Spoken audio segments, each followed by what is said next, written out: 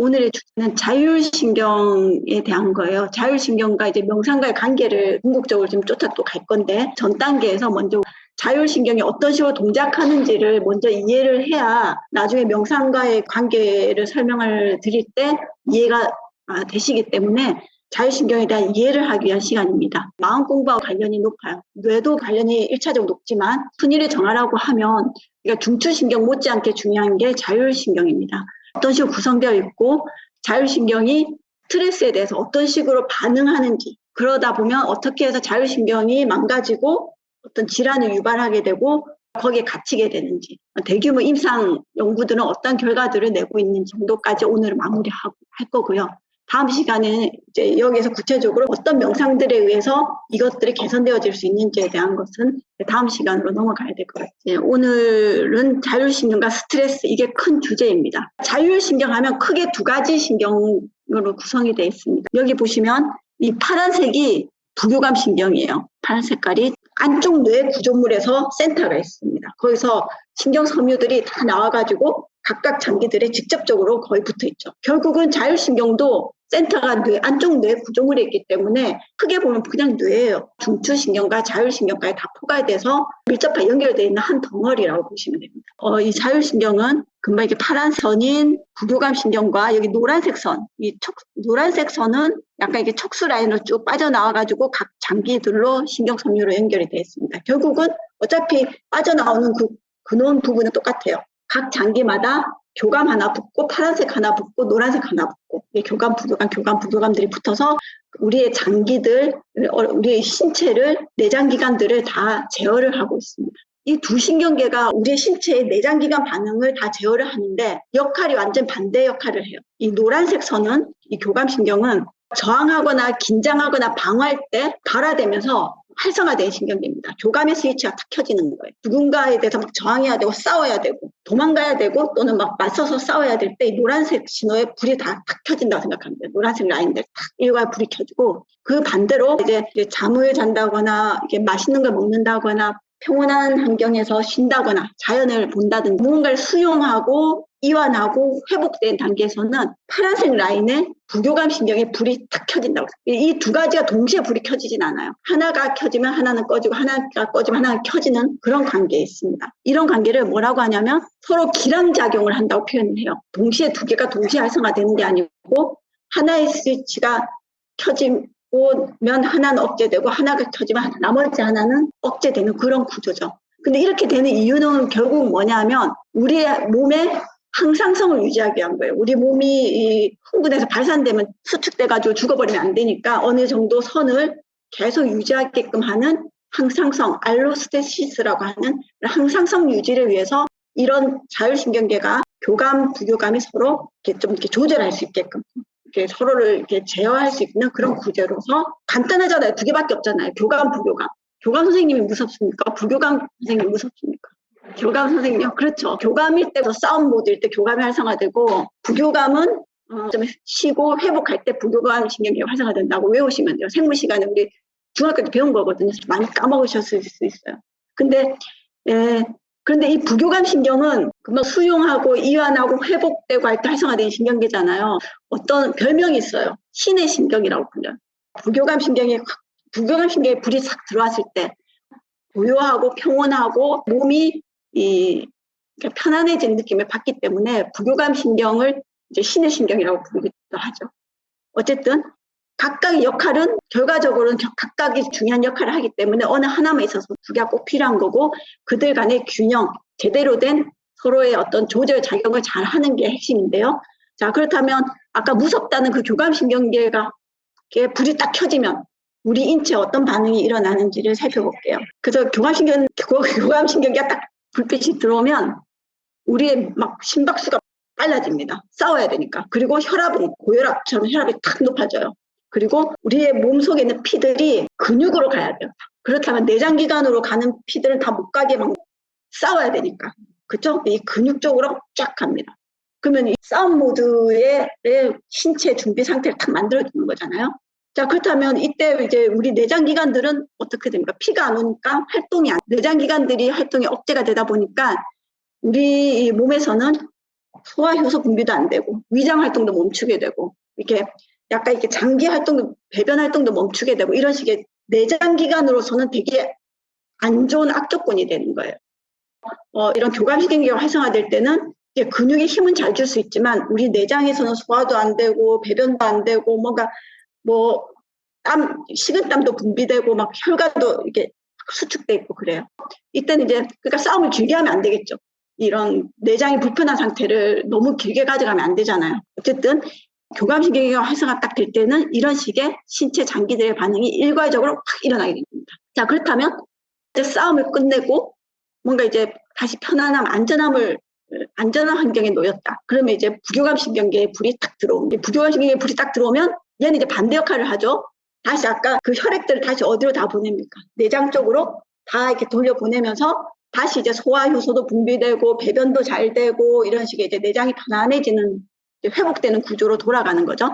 그러면서 침도 이제 잘 분비되면서 소화 효소도 잘 분비되고 그리고 실제 안정감 또는 집중감 또는 이런 식의 어떤 편안한 감을 느끼게 됩니다. 부교감신경계에 불이 딱 들어오면 오장육부가 편안하게 되면서 인체가 에너지를 싹 비축하는 상태가 되는 거예요. 아까 교감 선생님이 오시면 어떡해요? 그 내장 기관들이 활동이 억제되고 하면서 인체가 에너지를 방출하는, 에너지를 소모하는 상태가 돼요.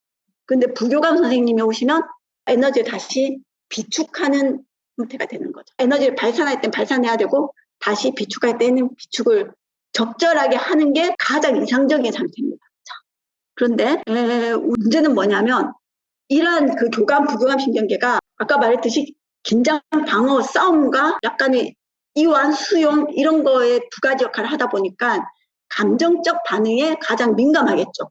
이 감정적인 상태, 부정적인 감정일 때는 교감에 불이 탁 켜질 거고 그리고 긍정적인 감성 상태일 때는 부교감에 불이 탁 켜질 거 아닙니까? 어쩔 수 없이 이 자율신경계라는 것이 우리의 긍정, 부정 감정에 민감하고 이것을 스트레스에 가장 민감한 신경계라고 해요. 스트레스에 가장 먼저 반응하고 가장 민감한 신경계는 이 자율신경이에요. 예, 그래서 자율신경이 이 스트레스에 대한 1차적 반응을 막 해버리니까 결국은 스트레스에 의해서 가장 타격받는 신경계도 어떻게 됩니까? 자율신경계겠죠.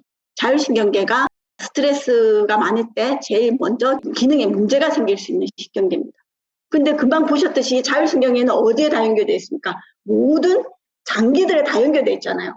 이 자율신경에 문제가 생기면 이러한 장기들 중에 장기들의 탈이 생기는 걸로 연결이 됩니다. 그 중에서도 자기한테 가장 취약한 장기들에 먼저 이상이 나타나게 되는 구조죠. 그렇다면 어떻게 해서 스트레스가 이 자율신경을 망가뜨리느냐. 그 원리를 이해를 하셔야 됩니다.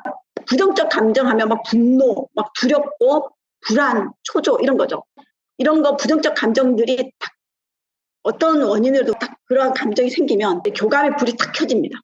그러면 딱 일과적인 반응이 일어나 교감 반응이 탁 일어납니다. 그 스트레스 호르몬이 탁 분비되면서 머리가 쭉 펴서고 호흡도 가빠지고 그리고 심박도 빨리 뛰고 식은땀이 분비되고 입이 바짝바짝 마르면서 근육도 긴장되고 교감의 불이 켜진 일괄적인 신체 반응이 착 일어나죠. 신체의 스트레스 반응이 급격하게 일어나는 거죠. 근데 이때 중요한 내용이 뭐냐면 이러한 1차적인 생리적 반응, 교감신경계가 불이 켜진 생리적 반응에 대해서 그대로 진행되도록 놔두면 이것은 언젠가는 끝납니다. 언제 끝나느냐? 현재 90초라고 알려진 게 가장 정설이에요. 90초 정도 지나면 1분 30초 정도죠. 그 상태를 그냥 가만히 냅둬 놓으면 90초는 어쨌든 적은 시간이잖아요. 그 적은 시간만 그냥 그대로 그 반응이 일어나도록 그냥 내버려 두면 아드레날린성 그 신경전달 물질 끝없이 방출되는 게 아니에요. 있는 걸 다 소진을 합니다. 90초 그 불 킨다고 교감신경계 불을 킨다고 막 소진을 하기 때문에 90초 정도 지나면 그 물질이 서서히 없어져 버려요. 소멸되어 버려요. 다 써버리니까 소모돼 버리니까 소멸돼서 자연스럽게 그 에너지 발산 과정이 교감성 에너지 발산 과정이 멈춰집니다. 서서히 멈춰지면서 동시에 이제 교감이 흥분해서 확 이렇게 활성화됐으니까 기량작용을 하는 부교감을 가만히 있지 않죠. 얘를 억제하기 위해서 나서야 될 때라고 딱 등장을 해요. 우리 생존을 위해서. 그렇기 때문에 안 그래도 얘가 활성화돼 있는데 시간이 지나면 얘가 서서히 이제 매개체가 없기 때문에 신경전달 물질 역점이 서서히 이렇게 줄어들 때 그때 이제 부교감 신경계도 활성화될 준비를 해버리거든요. 이때 이것 때문에 반응을 받았기 때문에 이것도 소멸되면서 부교감 신경계도 얘를 억제하기 위해서 탁 누르면서 활성화되기 때문에 일정 시간이 지나면 오히려 뭔가 부교감 신경계에 의한 편안함이 뭔가 뭔지 모를 편안함이 이렇게 스며드는 걸로 마무리가 되는 게 하나의 독화살을 맞았을 때 처음 일어나는 생리적 반응이에요. 처음에 독화살을 맞았을 때 우리 몸에서 일어나는 작용인 거잖아요. 현상이잖아요. 그냥 관찰자의 시점에서 보면 그런 식의 우리 몸이 자연적으로 교감신경계 불이 탁 켜지면서 일괄적으로 일어나는 모두 생리적 반응이 마무리되는 과정이 현상인데 문제는 이거의 대표적인 예가 매운 고추 효과입니다. 매운 거 막 먹으면 사실은 통증이에요. 매운맛이라는 게. 통증인데 그걸 먹으면 교감에 불을 켜는 반응을 일으키는 겁니다. 교감신경에. 매운맛 통증이기 때문에 매운 고추 먹으면 막 땀이 삐질삐질하고 상태가 힘들잖아요. 근데 희한하게 그 뒷맛이 어때요? 뭔가 잔잔한 즐거움이 느껴지거든요. 스트레스가 풀리는 그 매운맛을 막 느끼고 그것을 일부러 즐기는 거예요. 그 통증을 즐겨서 교감을 확 활성화시켜 놓고 거기에 반사적으로 나오는 부교감의 이 락을 이렇게 음미하는 거거든요. 그러면서 이제 약간 스트레스를 푼다. 매운 걸 먹으면서 이런 식의 이제 효과를 이제 즐기는 거죠. 이때는 한 번에 독화살을 일부러 쐈지만 거기에 대해서 저항하지 않고 그대로 이거 부교감을 즐기는 형태로 끝나버리잖아요. 이건 잘해요. 이건 매운맛으로 막 잘 하시는데 문제는 현실에서는 이렇게 하지 않아요. 현실에서는 이 교감신경의 반응은 아드레날린성 반응이라고 하는데 이게 스트레스 호르몬이에요. 코티졸, 아드레날린 이런 건 스트레스 호르몬인데 교감신경계의 반응 회로를 악순환시키는 게 우리 대부분의 사람들이 문제를 일으키는 원인입니다. 이게 어떻게 되냐면 실제 한 번 일어났어요. 부정적인 감정, 두려움 또는 불안 초조가 딱 일어났습니다. 교감이 불이 탁 켜져서 한 번에 그 1차적인 반응이 생겼는데 이게 서서히 소멸돼서 부교감이 일어날 때까지 마무리할 때까지 안 기다려버려요. 안 기다리고 어떻게 하냐면 막 화가 나고 욱하니까 충분히 발산돼도 교감 반응이 충분히 발산되도록 에너지가 발산되도록 기다리지 않고 도중에 우리의 머리에 생각을 해버립니다. 생각을 해서 아니 나한테 독화살을 쏜 놈이 누구야? 하면서 이제 그 두 번째 독화살을 스스로 만들 준비를 해버리는 겁니다. 한 번 맞았으면 근데 아니 너 때문이야 이것 때문이야 저것 때문에 네가 없었으면 내가 이렇게 안 화나지 하면서 또 다른 대상을 잡아버리죠. 잡아서 그 때문에 또다시 교감에 불을 한 번 더 팍 불을 켜버립니다. 그러면 어떻습니까? 또 스트레스 호르몬 나와야 되죠. 그러면 또 심장 또 높아지고 또 1차적인 뭐 소화 안 되고 난리가 납니다. 근데 이게서도 또 멈추지 않죠. 계속 그 생각을 붙이고 아이고 그 원망을 계속 하죠. 분하다 억울하다 내가 이거 어떻게 복수해야 되지 하면서 교감에 계속 불을 킵니다. 악순환을 시킵니다. 이러다 보면 교감신경이 어떻게 되냐면 피로가 누적돼요. 얘도 쉬어야 되는데 계속 여기에 불을 자꾸 켜는 그것으로 스스로 계속 그 두 번째, 세 번째, 네 번째 독화살들을 계속 생성시키잖아요. 그렇게 되면 이때 어떻게 되냐면 교감신경이 결국은 피로가 누적돼서 지 할 일을 안 해버려요. 나중에는. 그러면 이제 이 균형을 잡아야 되는 교감과 부교감의 자율신경의 균형이 깨지면서 자율신경 실조증이라는 게 생기게 됩니다. 그렇게 되면 어떤 증상이 일어나냐면 계속 교감을 활성화시켜 놓으니까 이것을 활성화시킬 다른 요인이 없어요. 아주 편안한 환경인데도 그냥 가만히 있어도 심장이 빨리 뛰고 소화가 안 되고 막 불안하고 뭔가 초조한 게 백그라운드로 깔리는 느낌이 있는 거예요. 이제는 뭐 나의 생존을 위협하는 환경이 없는데도 그냥 불안 초조한 거예요. 이렇게 되다 보면 이게 왜 악순환이냐면 이 상태가 되면 자기가 그냥 계속 불편하니까 어떻게 보통 대부분 처리를 하냐면 술을 먹는다거나 마약을 한다거나 또는 뭐 음식을 섭취한다거나 해서 일시적으로 뭔가 이 불안에서 해소하려고 하는 뭔가 일시적으로 부교감을 활성화시키는 뭔가 요인들을 강제적으로 해소하려고 해요. 일시적으로. 근데 그건 일시적 해소밖에 안 되잖아요. 계속 또 술을 먹어야 되고 또 술을 먹어야 되고 이런 식의 걸로 해서 이 신경계를 다 망가뜨리는 작용 쪽으로 흘러가게 되고 그냥 가만히 있어도 불편하니까 사람들하고 있어도 불편한 거예요. 은둔형으로 갑니다. 혼자 그냥 있는 그 시간 가서 사회적 활동을 안 하는 쪽으로 피해버리는 거죠. 모든 게 그냥 있는 자체가 불편한 거예요. 그런 분들은. 이런 식으로 가면 사실은 신경계에 가장 안 좋은 겁니다. 이것도 오늘 한번 제가 이 주제를 잡을 건데 은둔형이라는 것은 자극이 폐쇄적인 공간으로 갔다는 건데요. 이렇게 되면 대뇌피질의 역할이 막 가소성이 져서 다시 그 지도가 변형이 됩니다. 뭐냐면 다른 원래 이제 시각 감각을 처리하고 청각을 처리하고 이래야 되는 부분들이 그런 자극이 안 들어오기 때문에 다른 것들에 의해서 장악이 돼버려요. 우리 뇌가. 이게 무서운 현상이거든요. 밤에 굳이 꿈을 안 꿔도 되는데 시각적인 장면이 막 생기면서 꿈을 꾸는 이유는 우리 시각정보 처리를 처리하는 영역이 다른 감각에 장악 안 되려는 어떤 신경계 입장에서의 그 영역을 지키려는 노력이에요. 시각 자극을 중간중간이라도 꿈으로라도 자꾸 이렇게 자극을 주거든요. 그래서 우리 시각 처리를 할 수 있게끔 한다든지 이렇게 하기 때문에 나중에 이 뇌 가소성 부분에 다룰 때 보면 우리 이 뇌에 담당하는 역할들이 얼마나 경쟁적이고 무한한 가능성을 가지는지에 대한 이제 얘기들을 풀어나갈 수 있을 것 같습니다. 핵심은 이제 이런 식으로 스트레스를 받으면 교감과 부교감이 등장해서 이제 난리를 피잖아요. 그때 이제 너무 교감이 활성화되면 스트레스 자율신경이 망가진다라는 것까지 지금 말씀을 드렸고요. 자, 그렇다면 이때 그럼 스트레스가 다 나쁜 것이냐? 그렇지 않습니다. 급성 스트레스와 만성 스트레스가 있는데 급성 스트레스는 좋은 면이 많아요. 급성 스트레스는 일시적으로 만성화되지 않은 일시적으로 제때 환경에 반응해서 나타나는 스트레스예요. 이때는 이런 교감이 확 활성화되면서 일시적으로 면역 기능이 증진이 돼요. 면역적으로 증진되고 상처도 빨리 아물어요.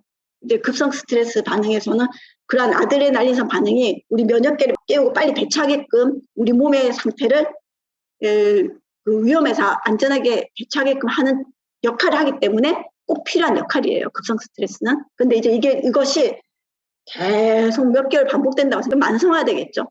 예, 이게 무서운 겁니다. 이 만성 스트레스가. 반복적으로 계속 이게 반복이 되면 아까 말씀드렸듯이 교감신경계가 활동이 지속적으로 활성을 하게 되기 때문에 결국은 계속 이것을 활성을 못하게 하려고 항상성을 유지하려는 어떤 그런 그 자율신경계의 어떤 체계가 항상성 유지의 부하가 너무 크게 걸려버려요. 항상성 이제 유지를 안 해버려요. 그냥 모르겠다 냅둬버린. 그러다 보니까 이제 아까 말했듯이 이제 외부 환경에 적절하게 반응하는 배선을 갖지 않고 자율신경계를 오토노믹 널버스 시스템이라 해서 첫 잠을 따서 AS라고 해서 NS라고 많이 부릅니다. 그 NS가 이제 배선이 엉망이 돼버리는 거예요. 그러니까 아까 말했듯이 생존을 위협하지 않는 환경에서도 그 교감 반응을 일으키는 그 배선이 구축이 돼버립니다. 그렇다면 이때 이런 상태일 때는 1차적으로 나타나는 게 신진대사 장애가 일어납니다. 신진대사 증후군은 우리 신진대사 콜레스테롤, 혈당, 혈압, 이런 거 있잖아요. 콜레스테롤 또는 요산 하여튼 모두 우리 신진대사에 관련된 이런 것들에 장애가 먼저 생기고 이 신진대사 증후군이 조금 진행되면 바로 성인병들로 이어져 버리죠. 각종 질환들이 동맥경화증, 협심증, 특히 심혈관계 질환들, 고지혈증, 당뇨, 고혈압, 위궤양 이런 식의 질병들로 신진대사 증후군이 전 단계 어떻게 보면 징후라고 보시면 돼요. 이게 이제 성인병으로 그 다음 진행이 됩니다. 더 깊어지면. 그뿐만이 아니라 이제 대규모 연구 결과들에 의하면 수명도 계속 많이 단축이 돼요. 굉장히 수명도 엄청 단축이 되고 그렇기 때문에 이 자율신경을 건강하게 유지하려면 스트레스 관리를 우리의 인체 반응을 잘 이해를 해서 그런 독하살이 왔을 때 내가 어떻게 반응하는 게 지혜로운가에 대한 그 사실은 인지가 있으셔야 됩니다. 이런 걸 기반으로 인지 행동 치료를 하셔야 되고 그리고 이제 여러 가지 또 방법들이 쭉 제시가 될 건데요. 어쨌든 자율신경 관련 질환이 많고요. 성인병이니까요. 이런 거에 대해서 그냥 상식적으로 대처하는 그 대응 요령은 오늘 이제 조금 이따 소개를 해드릴게요. 우선은 이런 질환이 되면 어떤 상태가 되냐면 이제 교감이 과도하게 활성화되는 상태로 내 배선이 딱 굳혀졌다. 그러면 우리 인체에서는 이제 에너지를 발산시키는 그런 호르몬들이 막 분비돼요. 그러니까 에피네프린, 노르에피네프린, 도파민 같은 필요 이상으로 격렬하게 신체가 에너지를 소모하는 그러한 상태가 되는 상태가 되고 그리고 이제 교감신경이 과도하게 항진되신 분들은 변비, 불안, 주의산만, 두근거림, 공황장애, 수면장애, 깊은 잠도 잘 못 자게 됩니다. 그 손떨림, 현기증, 두통 등이 교감신경계에 항진되신 분들한테 나타나는 대표적인 증상이에요. 자, 그렇다면 부교감신경계가 활성화되면 좋은 거겠네 이렇게 생각하실 수 있는데 그것도 너무 균형을 깨고 과도하게 너무 이완되고 이렇게 그 부교감신경이 너무 과도하게 되게 되면 오히려 심박이 너무 느려지고 그리고 혈압도 너무 저혈압이 돼버리고 또 어지럽고 약간의 그 심리적으로는 무기력증, 우울증 쪽으로 빠집니다. 오히려 부교감신경이 과도하게 활성화됩니다. 교감이 균형을 깨트린 경우나 부교감이 균형을 깨트린 경우는 둘 다 질환으로 이어져요. 예를 들면 이쪽은 약간 불안 초조 뭐 이쪽이라면 이쪽은 약간 무기력 우울 쪽으로 가는 거죠. 어르신들 나이 많으신 분들은 오히려 부교감이 과도하게 활성화되어 있는 경우가 많고요. 특히 또 젊은 친구들은 교감이 좀 활성화되어 있는 경우가 많아요. 약간의 성향상 그렇게 된 경우가 있는데 젊은 시기에 약간 그 교감이 좀 각성돼 있고 활성화되는 건 저희는 긍정적으로 봅니다. 그만큼 열정이 있고 많이 배워야 되는 청소년기에 많이 배워야 되고 이렇게 해야 되기 때문에 그때는 조금 교감이 높고 급성 스트레스가 조금 있어도 그걸 긍정적인 측면으로 보는데 보통 그 이상 30대 이상 40대 50대가 됐는데도 교감이 막 너무 활성화돼 있고 이러면 그걸 긍정적으로 안 보고 다혈질 이렇게 이미 배선이 N세의 배선이 너무 교감신경계 쪽으로 쏠려버린 비정상적인 상태로 보통 보게 됩니다. 그런 경우는 좀 자각을 해서 그 부분에 대해서 개선을 이제 하려는 노력을 해야겠죠. 항상 시간에 쫓겨가지고 제가 막 급합니다. 되겠습니까? 예. 그렇다면 우리 자기 자신의 지금 자율신경은 내가 지금 뭐 얼마나 건강한지 내가 그동안 스트레스 관리를 얼만큼 잘했는지를 이제 평가를 할 수 있겠죠. 그 평가를 하는 가장 기본적인 평가는 우리의 심박수가 어떻게 변하느냐를 살펴보면 평가를 하는 게 가장 쉽게 평가할 수 있는 방법이에요. 심박이 변화되는 걸 보려면 심박이 뛰는 어떤 신호를 체크를 해야 되잖아요. 근데 이 심박이 뛰는 걸 왜 체크를 하냐면 아까 말씀드린 모든 장기에 다 이 교감과 부교감이 이렇게 물려있다 있잖아요.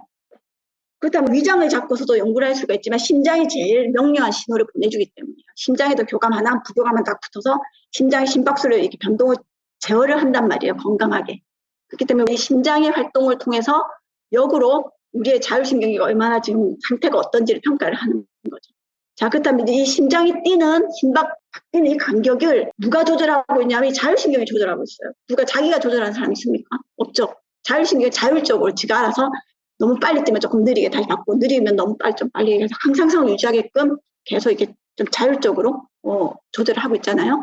자, 그렇다면 이런 심박수 변화를 여러 도구를 통해서 측정할 수 있는데 제일 쉬운 것은 이제 여기 맥박을 통해서 심장이 뛰는 간격을 뽑아낼 수가 있어요.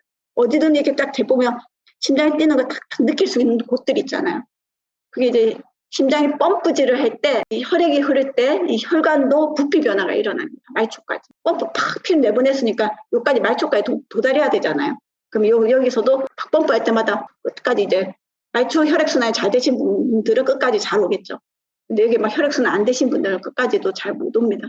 나중에 이제 말초 혈액순환 정도도 보실 건데요. 어쨌든 이러한 이제 보통은 대부분은 손가락 끝에 요 혈관의 용적 변화를 통해서 부피 변화를 통해 지금 심장이 어느 간격으로 뛰고 있는지를 측정을 해서 자율신경이 건강한지 평가하는데 그때 평가하는 게 뭐냐면 이 심장 박동이 뛰는 이 간격이 다이나믹하게 크게 잘 변하는 게 건강한 자율신경이에요.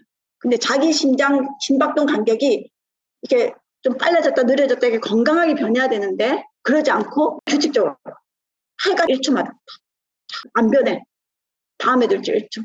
이건 안 좋은 위험한 상태입니다. 자율신경이 이 외부에서 조그만 스트레스나 자극이 와도 이 불안정해지는 그런 구조를 갖고 있다는 거예요.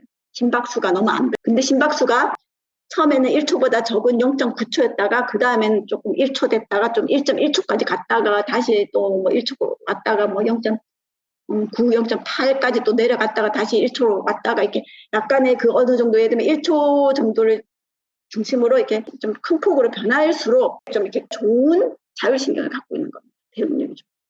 즉 스트레스가 좀 주어져도 외부에서 좀 누가 욕을 좀 해도 거기에 별로 좀 심장이 흔들리지 않고 딱 맞춰서 또다시 그냥 정상적으로 딱 우리 장기들을 다시 항상성 있게 유지할 수 있는 그런 대응 힘이 있는 거죠. 심박 이 간격 변화를 심박 변이도라고 표현을 하고 학술적으로는 HRV라고 합니다. HRV 검사 이렇게 표현을 하거든요. 그러니까 심박 변이도가 폭이 클수록 건강하다. 이런 기준을 갖고 계시면 됩니다. 자, 그렇다면 실제로 이제 연령대별로 하면 나이가 들어가면 자율신경이 어느 정도 퇴화가 되죠. 어르신들 많이 만성 스트레스가 누적되잖아요. 그러다 보면 대부분 이게 퇴화가 돼서 심박 간격 변화를 보면 폭이 아주 작아요. 심박 간격 변화가 굉장히 작고 그중에서 스트레스 관리 잘 하시고 그러신 분들은 그대로 잘 유지를 할 수가 있죠. 그리고 또 암 환자분들이 또 심박 간격이 폭이 굉장히 작습니다.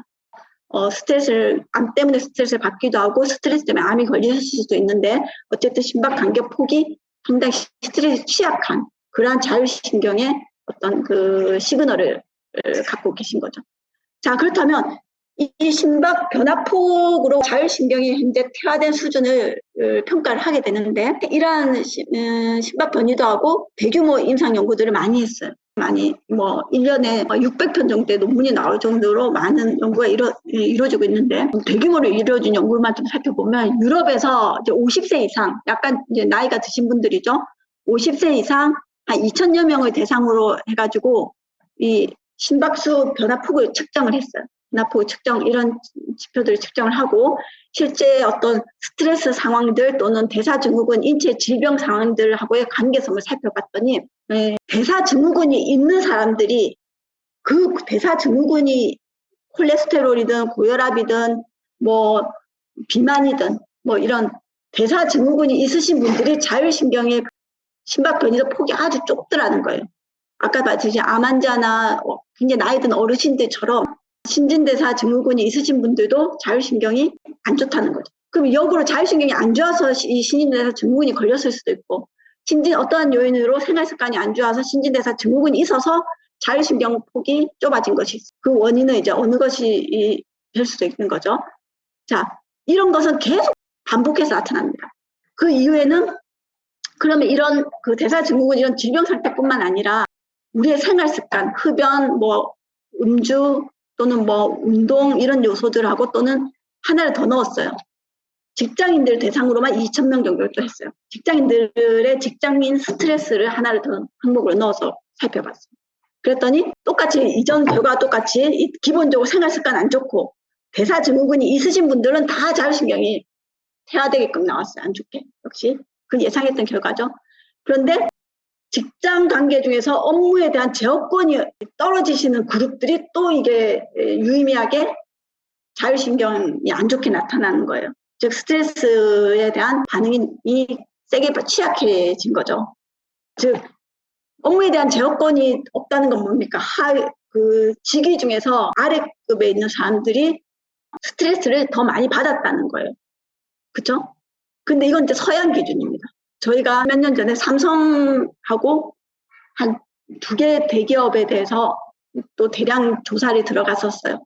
저희는 어떻게 됐냐면 우리나라는 업무에 대한 제어권이 낮은 그룹이 스트레스를 받게끔 나온 게 아니고요.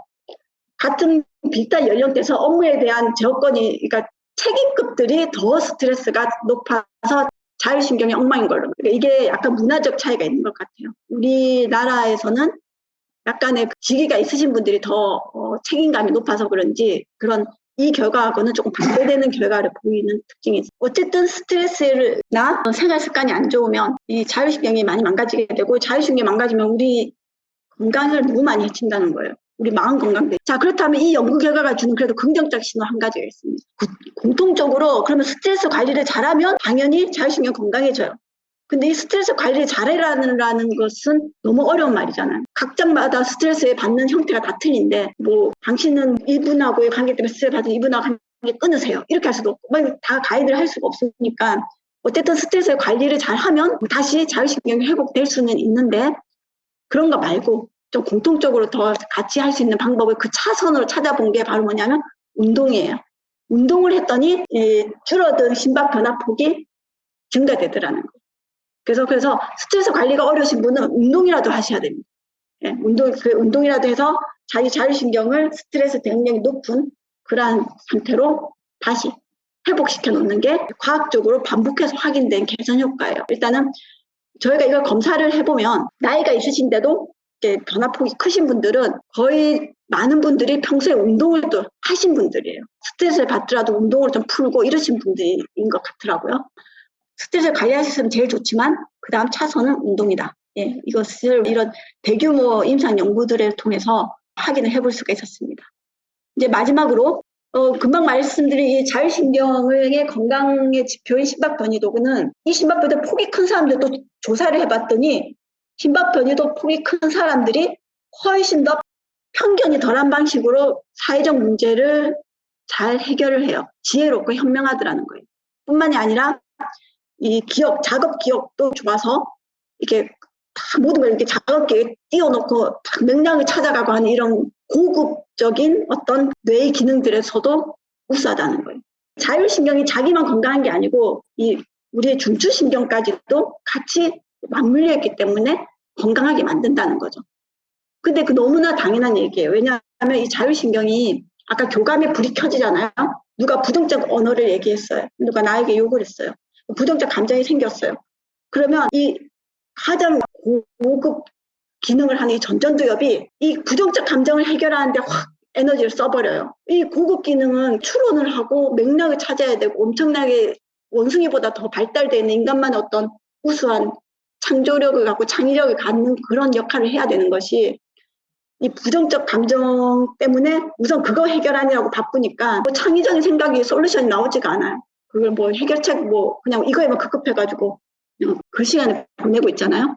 이게 변화도가 커서 이런 뭐 좀 욕을 듣고 해도 뭐 넌 바퀴벌레야 해도 그건 네 생각이고 하고 이렇게 그냥 이렇게 대응하시는 분들은 이 전전두엽이 어떻게 하겠습니까? 난 날 더 발전시키기 위해서 뭔가 딴 대안을 찾아야겠다. 뭐 이런 걸로 좀 더 창조적, 긍정적인 방향의 대안을 찾는데 자기 에너지를 쓰잖아요. 훨씬 더 사회적으로 봤을 때는 더 현명하고 더 지혜롭고 더 발전적인 사람이 되어가는 거죠. 자율신경계를 잘 관리하는 것, 이것에 대한 중요성을 오늘 강조하는 것으로 오늘 강의는 마무리하도록 하겠습니다. 오늘 너무 좋은 강의 들려주신 인체학영화 표준연구원의 최정미 원장님께 박수 한번 드리고 인사드리겠습니다. 감사합니다. 네, 이상으로 명상과 내가 오늘 5강 마무리하겠습니다. 좋은 하루 되세요.